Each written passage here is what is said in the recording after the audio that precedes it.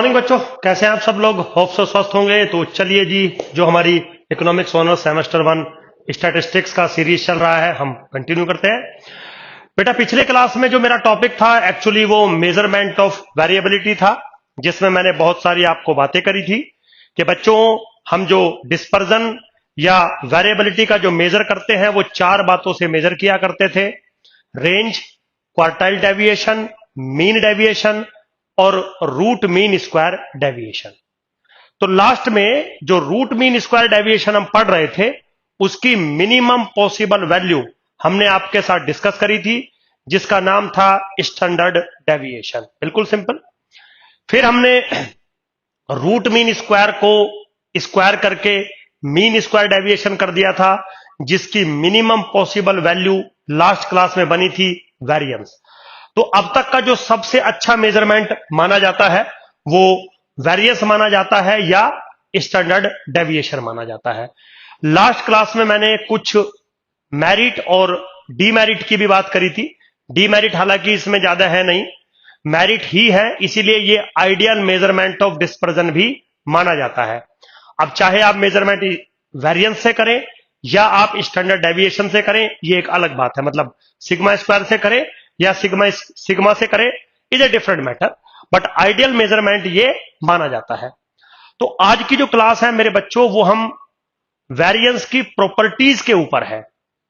तो मैंने last class में आपको हिंट भी दिया था कि मैं मेरिट और डीमेरिट इस क्लास में ले लेता हूं, फिर नेक्स्ट क्लास में मैं प्रॉपर्टीज लूंगा, क्योंकि प्रॉपर्टीज से क्वेश्चन आते हैं वेरिएंस से। राइट, बिल्कुल सिंपल है। वेस्टिंग द टाइम, चलिए स्टार्ट करते हैं। मेरा टॉपिक है मेरे बच्चों प्रॉपर्टीज ऑफ वेरिएंस। तो जो प्रॉपर्टीज सबसे ज्यादा मिलती है वो वेरिएंस के अंदर ही मिलती है।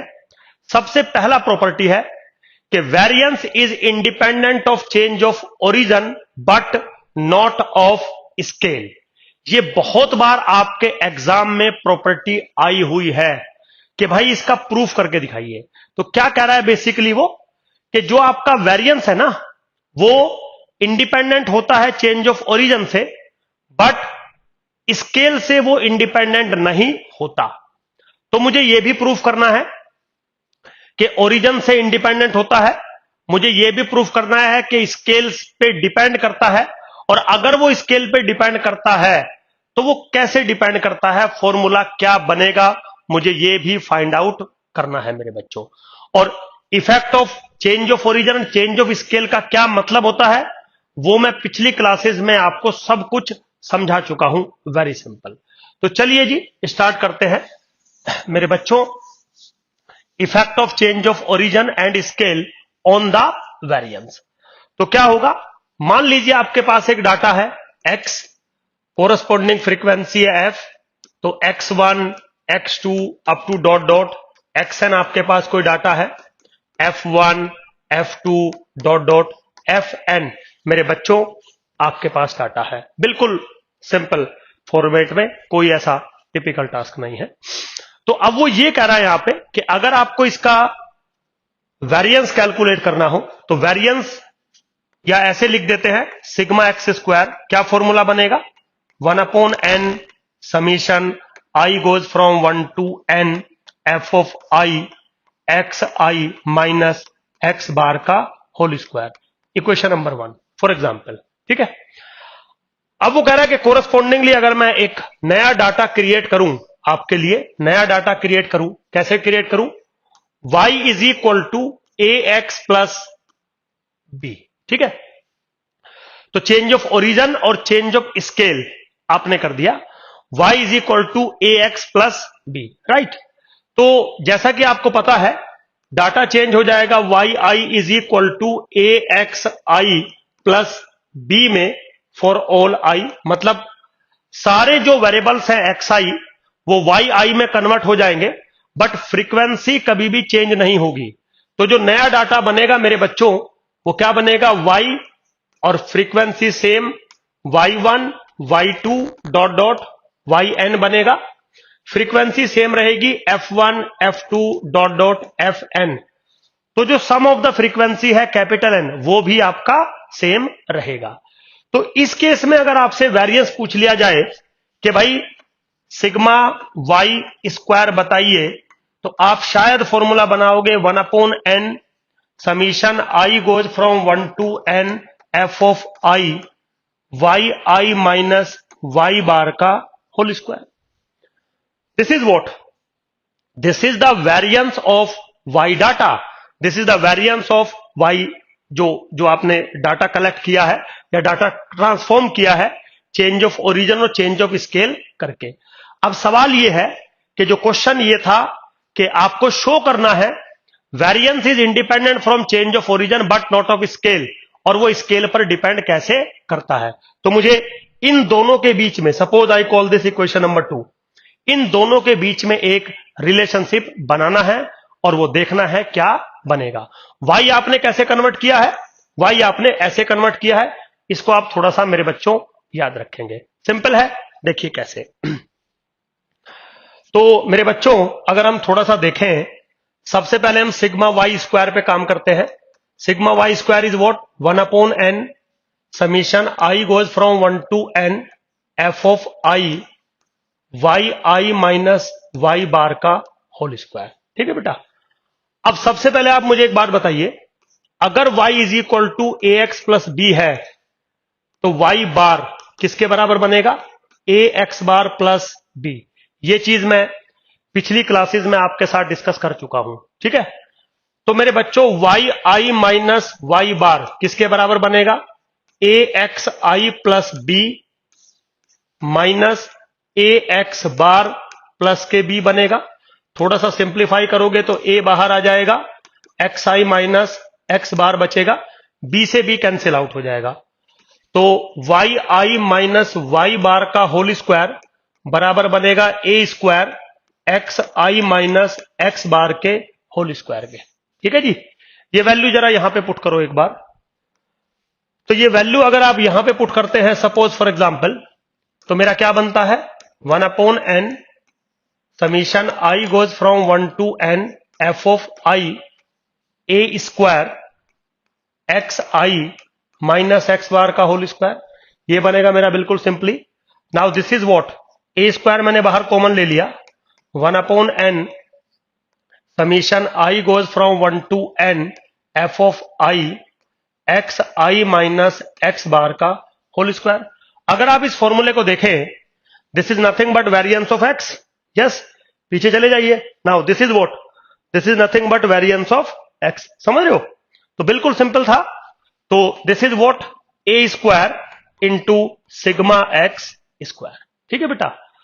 तो क्या रिजल्ट मेरा आ रहा है यहां पे मेरा क्या रिजल्ट आ रहा है, मेरा रिजल्ट आ रहा है कि sigma y square is equal to a square into sigma x square. इसका मतलब variance of the y data is equal to a square into variance of x data. तो इस फॉर्मूले में कहीं पे भी आपको बी नहीं दिखाई दे रहा है.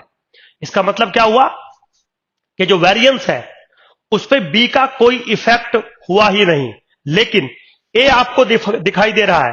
तो जो चेंज ऑफ स्केल आपने किया है ए, उसका इफेक्ट है. और क्या इफेक्ट है, स्क्वायर इफेक्ट है. इसका मतलब जो नंबर आप वेरिएबल्स में मल्टीपल करोगे वेरिएंस के अंदर, उसका स्क्वायर मल्टीपल हो जाएगा. जो नंबर आप ऐड करोगे वेरिएंस से उसको कोई फर्क नहीं पड़ता. Means variance is independent from change of origin but not of scale. Scale का फर्क पड़ता है. कैसे पड़ता है, आपके सामने लिखा है. बिल्कुल सिंपल, कोई ऐसा टिपिकल टास्क नहीं है. ठीक है बेटा. तो ये प्रॉपर्टी होप्सो आपको समझ में आई होगी.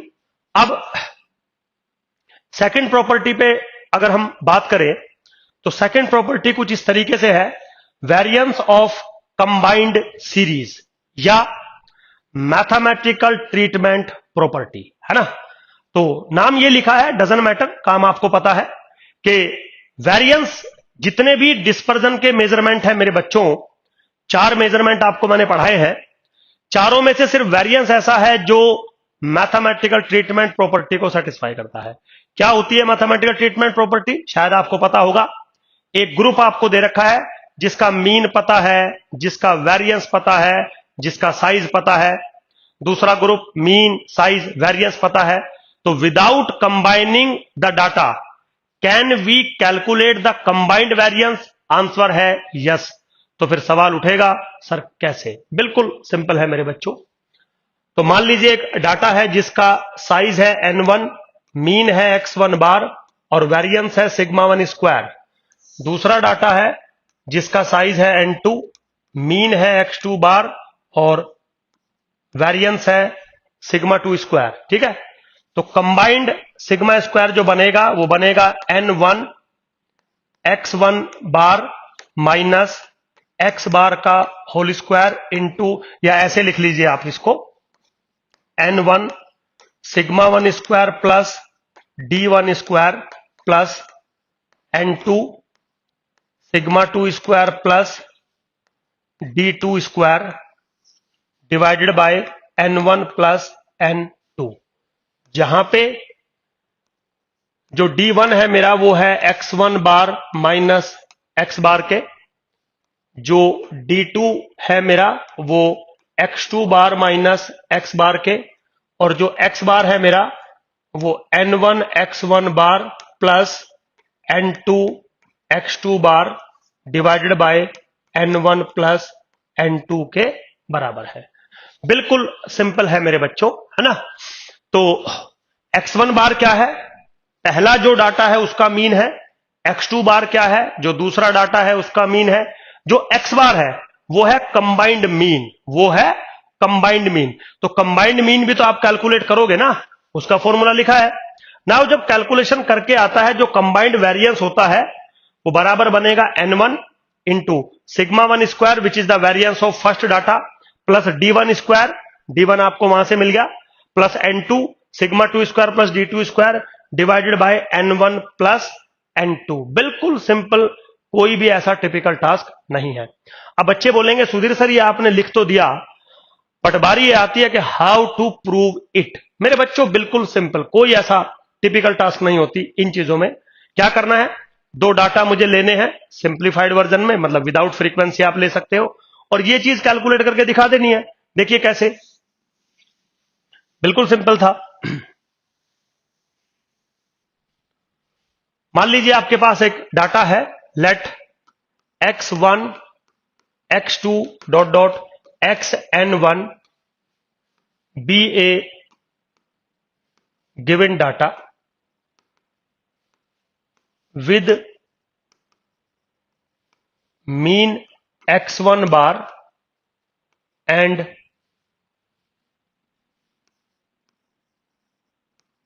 Variance sigma 1 square and y1 y2 dot dot yn2 be another given data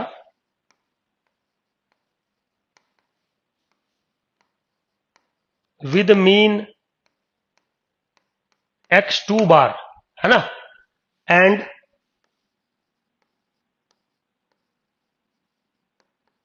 variance sigma 2 square. बिल्कुल सिंपल है। तो दो तीन बातें मेरे बच्चों, सिग्मा 1 स्क्वायर किसके बराबर होगा? 1/n1 summation i goes from 1 to n1 xi minus x1 bar का होल स्क्वायर। ये फॉर्मूला है आपके सामने, क्या प्रॉब्लम है? थोड़ा सा इस फॉर्मूले को आप सिंप्लीफाई करेंगे तो ऐसा लिख सकते हैं, n1 sigma 1 square is equal to summation i goes from 1 to n1 xi minus x1 bar का होल स्क्वायर। ठीक है जी। सिमिलरली जो दूसरा डाटा है उसके लिए आप कैसे लिखेंगे? Sigma 2 square is equal to 1/n2 समीशन i goes from 1 to n2 लिख लो इसको, yi माइनस x2 बार का होल स्क्वायर। ठीक है बेटा, तो इसको सिंप्लीफाई कैसे करोगे?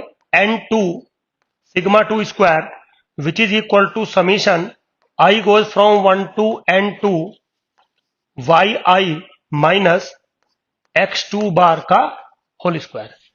ये दो छोटी सी इक्वेशंस आपने मेरे सामने बना दी, बिल्कुल सिंपल।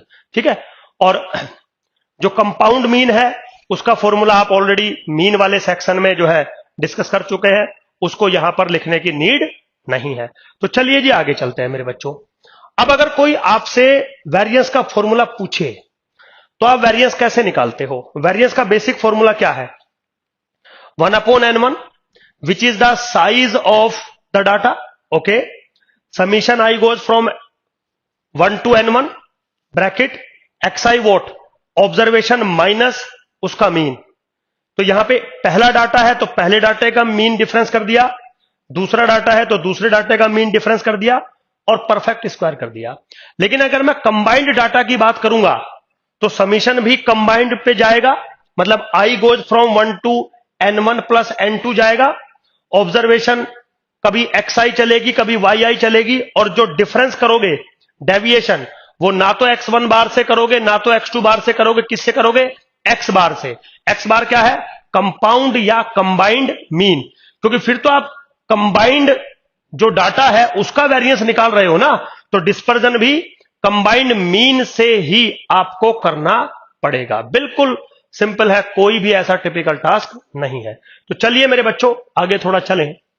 तो सिग्मा स्क्वायर अगर आपको बनाना होगा तो फॉर्मूला क्या बनना चाहिए? 1/n1 plus n2 bracket summation i goes from 1 to n1 xi minus x bar का whole square plus summation i goes from 1 to n2 yi minus x bar का होल स्क्वायर। बिल्कुल सिंपल है ना।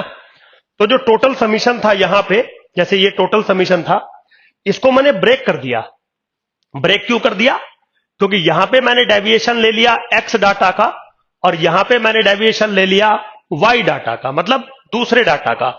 लेकिन deviation from compound या combined mean he आपको लेना है। और x बार जो आपके सामने लिखा है मेरे बच्चों, इसके बारे में आपको फुल जानकारी है। x bar is nothing but n1 x1 bar plus n2 x2 bar divided by n1 plus n2 होता है। बिल्कुल सिंपल, कोई भी ऐसा कोई टिपिकल टास्क इसमें मुझे नहीं दिखाई दे रही है। ठीक है, तो अब अगर इसको हम थोड़ा सा सिंप्लीफाई करें, मान लीजिए इसको इक्वेशन नंबर आप 1 डाल दीजिए।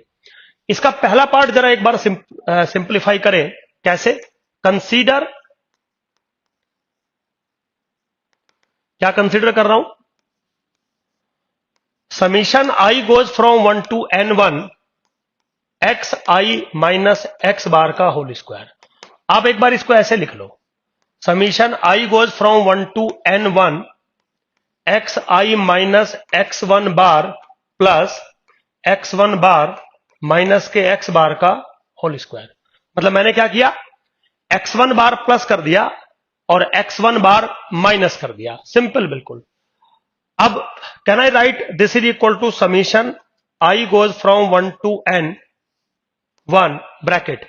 अब इसको आप दो ब्रैकेट में जरा एक बार आप करके देखो। यहां ब्रैकेट लगा दो, यहां ब्रैकेट लगा दो, बिग ब्रैकेट लगा दो और स्क्वायर इसके ऊपर कर दो। बिल्कुल ऐसा कर सकता हूं। और वो रूल लगा दो, a square plus b square plus twice a b. तो क्या लगेगा?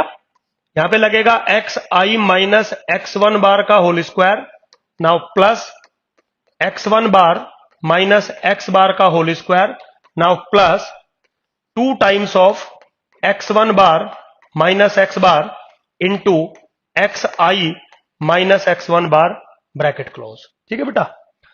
अब ये समीशन जरा ऑपरेट करो।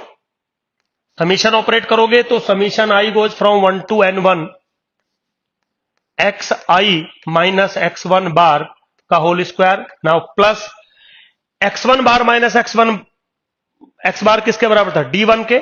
सो this is d1 square. Okay, now plus, या d1 स्क्वायर मत लो, अभी मुझे n से डिवाइड करना पड़ेगा, इसको मैं सेम रख लेता हूं अभी। Summation i goes from 1 to n x1 bar minus x bar का whole square, now plus 2 times of x1 bar minus x bar into summation i goes from 1 to n1 x i minus x1 bar. ठीक है बेटा। अब अगर आप गौर से देखें, ये चीज जीरो क्यों है? ये चीज zero, sum of the deviation from arithmetic mean is always zero. तो ये चीज खत्म, सिर्फ ये चीज बची और सिर्फ ये चीज बची। ठीक है बेटा, अब ये चीज किसके बराबर चल रही है? इसके बराबर चल रही है। तो मैं थोड़ा सा यहां से रब कर रहा हूं इस चीज को। अब आप गौर से देखिए, ये चीज किसके बराबर है? बाय द प्रीवियस स्लाइड ये चीज यहां से आपको मिल जाएगी। ये चीज किसके बराबर है? n1 सिग्मा 1 स्क्वायर के बराबर। भाई देखिए ना आप इसको, i goes from 1 to n1 xi minus x1 bar का होल स्क्वायर किसके बराबर है? n1 sigma 1 square. तो मैंने क्या किया, इसके प्लेस पे वैल्यू डाल दी, किसके बराबर? n1 sigma 1 square. Now plus, अब यहां पे आइए, ये क्या है आपका? ये समीशन x1 बार। अब ये तो कांस्टेंट है ना, और ये d1 था तो d1 स्क्वायर हो जाएगा, बट ऐड कर रखा है मैंने n1 टाइम्स, तो i गोज फ्रॉम n, तो क्या हो जाएगा? n1 d1 square. ये टर्म मुझे मिल गई यहां से। अब इसकी वैल्यू आप यहां पे पुट करो, और सिमिलरली हम इसकी वैल्यू भी कैलकुलेट कर सकते हैं। ठीक है बेटा, सिंपल है बिल्कुल। तो दोनों की वैल्यू अगर मैं सिमिलरली ऊपर वाली इक्वेशन में पुट करूं तो मुझे वैल्यू क्या मिलेगी? 1/n1 plus n2, okay, bracket n1 sigma 1 square plus n1 d1 square plus, जब इसको सॉल्व करके डालोगे बिल्कुल same, but n2 sigma 2 square plus n2 d2 square, ये मिलेगा। नाउ चेक कर लीजिए मैंने क्या लिखा था, 1/n1 प्लस n2 मेरे बच्चों n1 sigma 1 square plus d1 square plus n2 sigma 2 square plus d2 square, that's it. So this is what the combined और compound variance of the data. बिल्कुल सिंपल है, कोई ऐसा टिपिकल टास्क यहां पे आपको देखने को मेरे बच्चों नहीं मिलेगा। तो ये सेकंड प्रॉपर्टी थी हमारे वेरिएंस की। चलिए कोई बात नहीं, बहुत सारी बातें हम लोग कर रहे हैं। अब मेरे बच्चों एक नया टॉपिक मैं इसी में आपके साथ डिस्कस करने जा रहा हूं, which is most important topic. क्यों बताता हूं, देखिए टॉपिक का नाम है रिलेटिव मेजरमेंट ऑफ डिस्पर्जन, या जिसको हम कोफिशिएंट ऑफ डिस्पर्जन भी कहते हैं। अब ये होते क्या है, मेजर क्या करते हैं, क्यों पढ़ते हैं, एक बार जरा आप बात समझिए। जैसे मान लीजिए मेरे पास एक डाटा है और मैंने बोला कि भाई इसके अंदर जो डिस्पर्जन है उसको आप कैलकुलेट करो। आपने बोला सुधीर सर हम वेरिएंस से कैलकुलेट करेंगे। मैंने बोला ठीक है करिए। तो सपोज वो जो डाटा हम मेजर कर रहे थे वो था किलोमीटर में, तो जो आपका वेरिएंस बन के आएगा वो भी किलोमीटर के फॉर्मेट में ही बन के आएगा। ठीक, और एक तरफ दूसरा डाटा है, जो डाटा किलोमीटर में नहीं है, जो डाटा है सपोज सेंटीमीटर में, तो जो उसका वेरिएंस बन के आएगा वो भी सेंटीमीटर में ही आएगा। तो मेरा एक सवाल है, क्या आप इन दोनों डाटास का कंपैरिजन कर सकते हैं? सर देखो तब तक तो कंपैरिजन नहीं कर सकते जब तक डाटा में किलोमीटर और सेंटीमीटर लिखे हैं, समझ गए? तो एक तरीके से तो हम कंपैरिजन कर सकते हैं। किस तरीके से कंपैरिजन कर सकते हैं? कि या तो डाटा को किलोमीटर को सेंटीमीटर में कन्वर्ट कर लो, या तो सेंटीमीटर वाले को किलोमीटर में कन्वर्ट कर लो, और फिर आप डिस्पर्जन के मेजरमेंट निकालो। तो दोनों सेंटीमीटर में होंगे तब भी कंपैरिजन हो जाएगा, दोनों किलोमीटर में होंगे तब भी कंपैरिजन पॉसिबल है। बट प्रॉब्लम मेरे बच्चों ये है कि मान लीजिए एक डाटा तो किलोमीटर में है और दूसरा डाटा है लीटर में, समझ गए? तो ना तो किलोमीटर को लीटर में कन्वर्ट किया जा सकता और ना तो लीटर को किलोमीटर में कन्वर्ट किया जा सकता है। तो अब अगर आपसे पूछ लिया जाए कि कौन से डाटा में डिस्पर्जन कम है या कौन से डाटा में डिस्पर्जन ज्यादा है, तो यू नेवर बी कंपेयर। इसका मतलब डिस्पर्जन को लेके एक प्रॉब्लम क्रिएट हो गई कि अगर आप डिस्पर्जन को लेके दो डाटा को कंपेयर करना चाहते हैं तो कंपैरिजन इतना इजीली पॉसिबल नहीं है। क्यों नहीं है वो मैं आपको मेरे बच्चों समझा रहा हूं। कंपैरिजन इसलिए पॉसिबल नहीं है क्योंकि यूनिट ऑफ मेजरमेंट डिफरेंट है। तो मैथमेटिशियन ने एक आइडिया दिया कि आप डिस्पर्जन के ऐसे मेजरमेंट कैलकुलेट करिए जिनके अंदर यूनिट का इफेक्ट ना हो। तो मेरे बच्चों, वो मेजरमेंट जिनके अंदर यूनिट का इफेक्ट नहीं होता, यूनिट के इफेक्ट को एलिमिनेट कर दिया जाता है, उनको हम कहते हैं रिलेटिव मेजरमेंट। क्या कहते हैं? उनको हम कहते हैं रिलेटिव मेजरमेंट। तो दो टाइप के मेजरमेंट आपके पास होते हैं, एक होते हैं एब्सोल्यूट मेजरमेंट और एक होते हैं रिलेटिव मेजरमेंट। एब्सोल्यूट मेजरमेंट वो मेजरमेंट होते हैं जिनमें यूनिट ऑफ मेजरमेंट इन्वॉल्व रहती है। तो जो अभी तक मैंने आपको पढ़ाए, range, quartile deviation, mean deviation और मेरे बच्चों रूट मीन स्क्वायर डेविएशन, उन सब में वो सारे के सारे एब्सोल्यूट मेजरमेंट थे, क्योंकि उन सब में यूनिट इन्वॉल्व रहती है। बट हमें कुछ ऐसा बनाना था जिसमें यूनिट इन्वॉल्व ना हो। तो मैथमेटिशियन ने डिफाइन किया और एक नया नाम दे दिया रिलेटिव मेजरमेंट ऑफ डिस्पर्जन, जिसको हम कोफिशिएंट ऑफ डिस्पर्जन भी कहते हैं, CD, कोफिशिएंट ऑफ डिस्पर्जन। तो जैसे 4 एब्सोल्यूट मेजरमेंट थे, ऐसे ही अब आप 4 रिलेटिव मेजरमेंट ऑफ डिस्पर्जन पढ़ने जा रहे हैं। बिल्कुल सिंपल। तो सबसे पहला जो मेरा रिलेटिव मेजरमेंट होता है वो होता है coefficient of dispersion based on range. Based on range which is what? Basically max of the observation minus mean of the observation divided by max of the observation plus mean of the observation. Be careful. तो क्या हुआ मेरे बच्चों, range जब निकाल रहे थे आप तो सिंपली मैक्स माइनस मीन कर रहे थे। तो डाटा अगर किलोमीटर में है सपोज, तो मैक्स भी किलोमीटर में आएगा, मीन भी किलोमीटर में आएगा, डिफरेंस करोगे तो भी किलोमीटर में आएगा। तो वहां पे यूनिट इन्वॉल्व थी। अब उन्होंने क्या किया, फॉर्मूला कुछ ऐसे बना दिया कि मैक्स माइनस मीन ऊपर कर दिया, मैक्स प्लस मीन नीचे कर दिया, तो ऊपर वाला भी किलोमीटर में आएगा, नीचे वाला भी किलोमीटर में आएगा। और आपको यूनिट्स के बारे में पता है कि न्यूमरेटर का यूनिट्स डिनोमिनेटर के यूनिट से कैंसिल आउट होता है। तो किलोमीटर से किलोमीटर कैंसिल आउट हो गया, सेंटीमीटर से सेंटीमीटर कैंसिल आउट हो जाएगा, लीटर से लीटर कैंसिल आउट हो जाएगा। क्या बचेगा? प्योरली एक नंबर बचेगा।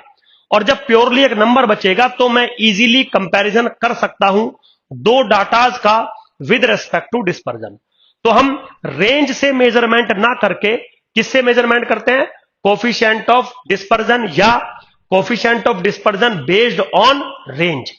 तो रेंज के कोरस्पॉन्डिंग जो रिलेटिव मेजरमेंट होता है डिस्पर्जन का, वो होता है ये, which is coefficient of dispersion based on range. बिल्कुल सिंपल मेरे बच्चों, ठीक है।